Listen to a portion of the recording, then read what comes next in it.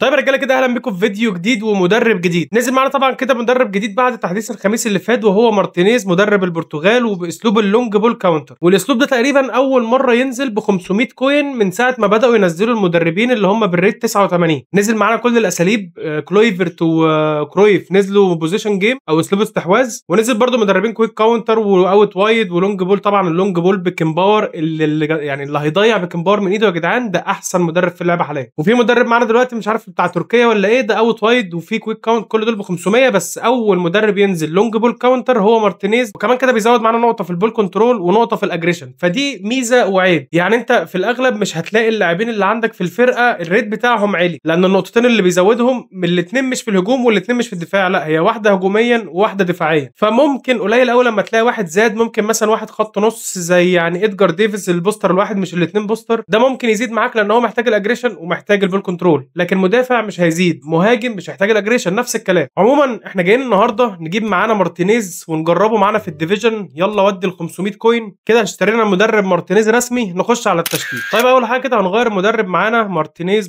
ده انا كان معايا نسخه مارتينيز البوستر الواحد، كان بيلعب ايه؟ كان بيلعب لونج بول وبيدي نقطه فيزيكال، بس مارتينيز الدبل بوستر كويك او لونج بول كاونتر ونقطه بول كنترول ونقطه اجريشن. عموما تعالى كده مارتينيز نشوف كده طاقات اللعيبه. طبعا كده الاول هنغير البلاي ستايل، ماشي اللونج بول نشوف كده طاقات اللعيبه، يعني تقريبا ما فيش اي واحد فيهم اختلف ولا زاد ولا نقص، كده كده نفس اللعيبه اللي احنا كنا بنلعب بيهم الفيديو اللي فات بتوع نجوم الاسبوع. بس انا شايف ان ما فيش اي ممكن يكون بلينجهام كان 107 بقى 106، عندك برضو رود خولت كان 106 بقى 105، ديفيز الصراحه انا توقعت ان هو ممكن يبقى 103 بس لا زي ما هو بس، والباقي كله تقريبا زي بعض. بس انا ما توقعش ان في اي حد ممكن يعلى مع المدرب مارتينيز. بس عموما مش لازم ريت اللعيبه اهم حاجه اسلوبه في الملعب هيبقى عامل ازاي. انا الفيديو اللي فات بس في حاجتين قلته لكم، يعني واحده نسيتها والثانيه هعملها دلوقتي. قلت لكم ان احنا علشان ما لحقناش نجرب اول نجوم الاسبوع علشان اللي حصل اللي شاف اخر فيديو فاهم، فاحنا اول ماتش هنلعبه معانا النهارده هنجربه بنفس لعيبه النجوم الاسبوع عادي. وقلت لكم ان انا هوريكم تطويره بيليه ونسيت، فتعالوا كده نشوف تطويره بيليه، لان التطويره اللي بتوصله 108 ضعيفه جدا جدا جدا. دي كده هتدي له 10 0 2 10 10 7. التطويره دي كده هتخليه معاك بيوصل ريت 106 وتدي له بوستر التكنيك. هتلاقي ارقامه عندك قدامك كلها كده، كلها تسعينات في التحكم في الكره والدريبل وسرعه وتسارع وكيكنج باور وبالانس، وعنده فيزيكال بقى ممتاز والفينش ووعي. يعني حرفيا التطويره دي يا جدعان لازم لو انت طلع لك بليه لازم تعتمد التطوير، يسيبك خالص من التطويره الاوتو، يفكك من ريت 108 ده خالص. عموما هنخش اول ماتش بمدرب اللونج بول كاونتر ونجربه معانا في الديلي. طيب اول مباراه معانا ماتي 14. طيب بالنسبه لاسهم لعبتنا تمام قوي، هنلعب بالاربع لعيبه نجوم اسبوع، مش هنخرج اي حد. نشوف خطه المعلم، ماشي 4 2 3 1 وطلع له كيليان امبابي من نجوم الاسبوع.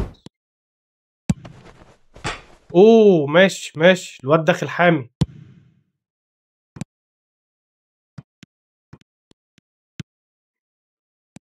الواد داخل حامي، يبقى استافيو باول جون. ايه المشكله يعني؟ اهدى كده على نفسك، الماتش لسه بيبدا، بلاش الاندفاع اللي فيك ده.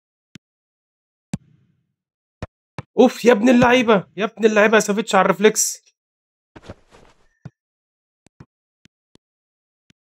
روح يلا يا جولير، يلا روح يلا عالمي يلا. استافيو بيليه يا ابني يا ابني، اندفاع الشباب اللي فيك ده هيوديك في داهيه، كل كره تروحها كده تضيعها قلبها عليك بمرتده. ايه يا جدعان ده 8 دقايق مارتينيز قال لنا انا احسن مدرب في اللعبه في 8 دقايق، دفاع ممتاز، تحولات هجوميه ممتازه، مرتدتين بجونين. ماشي حلو قوي. التحول بقى المرتده، اردا جولير جاوتشو بالدبل تاتش وروح يا ابن اللعيبه. بيليه واحده كده اوت سايد، بيليه لحق يا الله. بس تحولات هجوميه ممتازه يا جدعان. دفاعيا برضه انا شايف، يعني بص في كام، انا بلعب ب 3 5 2 3 دفاع، فانا شايف في 7 ولا 8 قدامي في الدفاع. روح يلا يا بالمر يا ابن اللعيبه، اسند على بيليه. الجاوتشو ستافيو حلو قوي قوي قوي. روح الجاوتشو بالدبل تاتش كمان واحده. بيليه اوف، اخر لمسه اخر لمسه. حلو قوي اردا جولير جاوتشو بيليه هيلمس بس البالمر يا الله. الماتش كان زمانه بتاع 4 5 0، دايما بتيجي على اخر لمسه والكره يا تتمسك يا الدفاع يخش فيه. طيب اول شوط 2 0 بيليه واستافيو ولا استيفاو. انا شايف الصراحه ان مارتينيز لحد دلوقتي في اول شوط اداء ممتاز، دفاعي وتحولات هجوميه ممتازه. الجونين اللي جبناهم من مرتدات، ده غير كده في مرتدات تانية كتير برده كانت جامده احنا اللي ضيعناها. حكيمي بالمر المرتده بقى كده واحده البيليه على الرايق قوي توصل وصلت بليه، يرجع ويقط لجوه ويخش بليه والدبل تاتش. لا لا لا، فليب فلاب ليه عاملها دبل تاتش؟ ستيفاو ماشي، مش عارف ايه. لا لا لا لا لا يا سافيتش، لا ما عندكش امساك ماشي، بس مش كده يعني. طلع يا عم الكوره. طب يا رجاله كده الدقيقه 70 عملنا شويه تبديلات، خلاص كده كفايه على نجوم الاسبوع. شو هنكمل الماتش برده كده باللعيبه دي. روح كده عثمان ديمبلي، ودي واحده بعيده قوي. ماشي جوتشو. يا صلاح ازاي فاضي كده وانا مش شايفه؟ اقطع يلا صلاح. واحده لب على الرايق. طب واحده على الارض على الرايق. ازاي اصلا صلاح كان كل ده فاضي وانا مش شايفه؟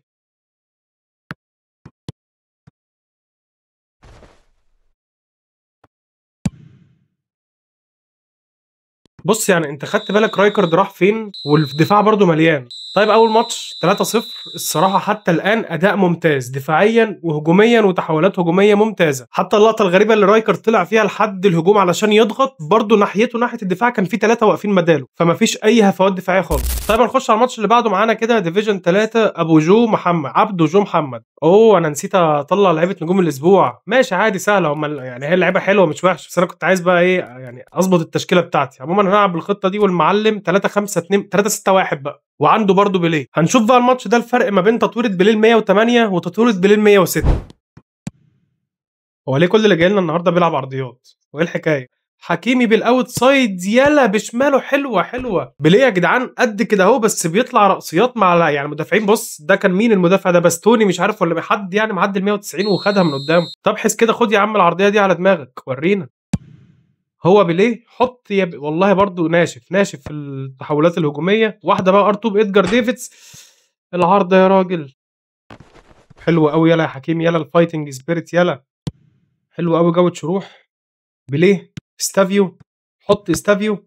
ماشي مش معدول. روح كده الجوتشو. لسه يلا، لسه يلا يا جوتشو. المس مين؟ كول بالمر. ماشي هي معندنا يعني هي قدام الجون معندنا، غير كده يعني المدرب ممتاز ممتاز. بيليه طبعا سريع، واديله ترام اديله كتف. قلت لك بقى شوف الفرق ما بين تطويره بيليه ال 108 وال 107 ولا ال 106. يا ابن اللعيبه يا حكيمي. ستيفاو يا ابن اللعيبه، ودي يا ابن اللعيبه. كول بالمر بقى. واحده ار2 على هادي قوي قوي قوي قوي قوي. والاول يا جدعان ازاي كول بالمر بيلعب يعني مهاجم نو ستايل وبيتمركز التمركزات دي؟ يا لهوي عليك يا بيليه يا مجنون يا مجنون يا بيليه. له روح. لا لا لا بسيط يعني. لغيت الشوطه بعد كده بسيطها، كنت عايز اسندها لبيليه. ماشي اول شوط 1-0. شوط الصراحه ما فيهوش احداث كتير، بس برضه المدرب اداؤه باين في الملعب. بص بص الارقام، انا شايط 7 هو ما جاش ولا جه هجوميا ولا دفاعيا، استحواذ معاه كل حاجه معايا. روح بقى كده الجوتشو. عايز بس بيليه يفتح لي. عايز لا لا لا لا لا لا لا لا. انا قلت ان السروت لعب وحش قوي علشان كان بظهره ما عدلتوش، بس شفت بيليه والهربه. طيب الدقيقه 60 خرجنا برده كده نجوم الاسبوع اللي معانا، وهنكمل برده اخر تقريبا 30 دقيقه باللعيبه دي. بيليه بيليه بيليه. ماشي حلو قوي رودري. عايز اشوف سروهاتك يلا يا عثمان يا ابن اللعيبه. ولا مين لا ثواني لا لا لا يا بيليه لا يا بيليه لا، مش انت مش معدول خالص، بس حلو قوي الثرو من بلينجهام وكره لامين يامال في العرض. روح روح روح عثمان بتاعتك. استاذ عثمان ده.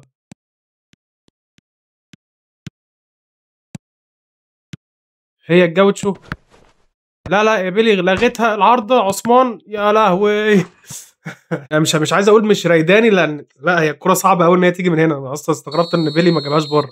اهو بلينجهام يودي واحدة لعثمان. عثمان بقى من هنا. انا عملتها باور شوت بس ما اتعملتش. يا جدعان في قلة ادب بتحصل بالاوت سايد.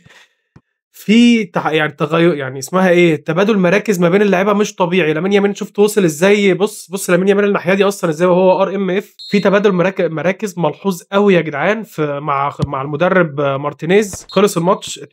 بيليه وكول بالمر يا جدعان في بجد تبادل مراكز ممتاز، مش التبادل اللي يلخبط لك كده فرقتك ولا حاجه، لا التبادل المظبوط. لاعب ساب مكانه هتلاقي التاني مغطي عليه على طول. بص بذمتك ارقام الماتش 17 تسديده 11 على الجون وهو الصفر. استحواذ معانا وتمريرات كل حاجه معانا. الواد ما جاش مش علشان هو ضعيف على فكره، الواد بيمسك كوره حلو يعني، هو لعبه مش وحش لعبه كويس، بس علشان خطه المدرب ده مخلياه ولا عارف يشوط علينا ولا عارف يدافع قدامنا. طيب الماتش الثالث معانا سيف احمد وبرضه ديفيجن 3. المره دي كده افتكرنا وخرجنا لعيبه نجوم الاسبوع، رجعنا كده بوشكاتش وكرويف، وبرضه عاملين لكل واحد كده تطويره خاصه. نشوف كده تطويره المعلم او خطه المعلم 4-3-3.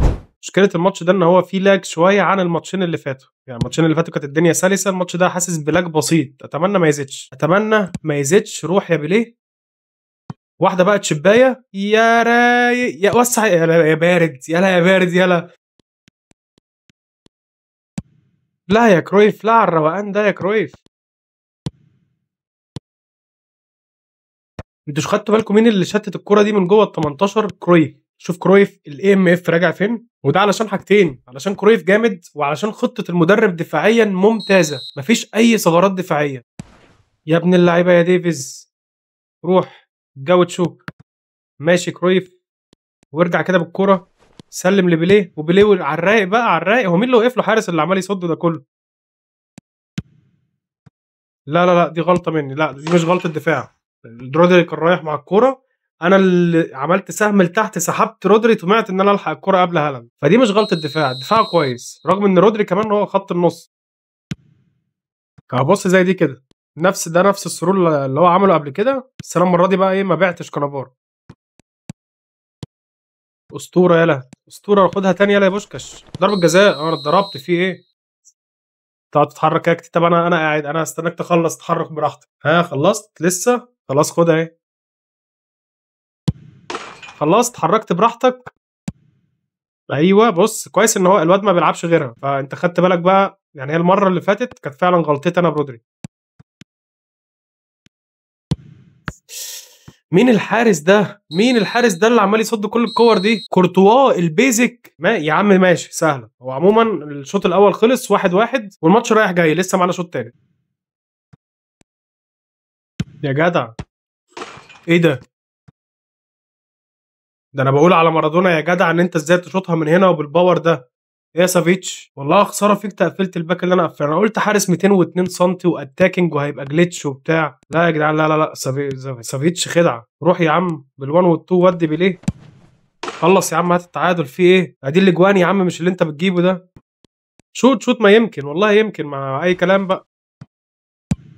ده بجد بقى يشوط اي كلام بقى. بص شو ار2 روبرتسون من هنا والكره في الهواء، ما خلاص، ما هو شاف سافيتش ما عندوش ايدين.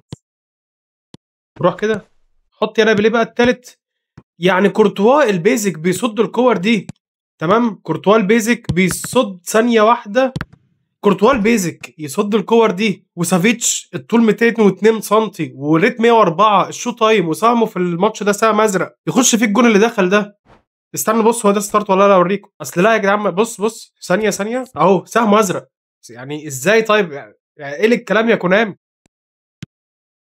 مد كده واحده ار2 بلتزايه حلوه حلوه. طيب خلص الماتش 2-2، هدفين من بيليه وهدفين من كونامي. صدقني المفروض الماتش ده الطبيعي ان هو يخلص 5-1. الجون الثاني بتاع مارادونا ده ما يجيش، وكورتوا ما يصدش كل ده. بص كورتوا انا شايط 14 13 منهم على الجون، كورتوا صادت 7. البيزك يا جدعان، وكور صدقني ما تتصدش. يعني عادي الكور دي ممكن تعدي من شمايكل وبيتر تشيك، يعني على الاقل واحده ولا اتنين منهم هيعدوا. كورتوا البيزك يا عم عادي، مش مشكله. عموما الواد بيلعب حلو، جي جي، والماتش تعادل. طيب هنخش على ماتش اخير معانا كده، هاكو وريد ديفيجن 3. طيب احنا اسهم لعبتنا تمام، والمعلم 4-1-1-2-2. انطوان جريزمان ارتكاز، فان نيستلروي سي ام اف، وطلع له الولد بتاع البيك تايم ناكامورا ده. طيب عموما الخطه دي هي مش الاساسيه بتاعته. احنا اول لما نخش على الماتش هيقلب السب تكتيك، هيبقى عنده جنابري ناحيه اليمين ونونيز قدام، هو وفان نيستلروي، وتقريبا ممكن جريزمان ناحيه الشمال. الواد ده بيلعب عرضيات، واسمع مني وهتشوف جوه الماتش. تحس كده بقى احنا ننزل له جابرييل ماجرايش، يبقى احنا عندنا 2 اريال فورت، ومعانا برده رايكارد 190 سم.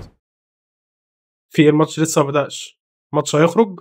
عندي طبعا اللي عنده بنسبه كبيره، عندي الواد ده اصلا شكله بيلعب لعب سكريبت، وممكن يبقى مشغل حاجه وقبل ما الماتش يبدا يخسرني، لان انا النت عندي تمام لحد دلوقتي. اول 3 ماتشات زي الفل. وريني بقى، وريني.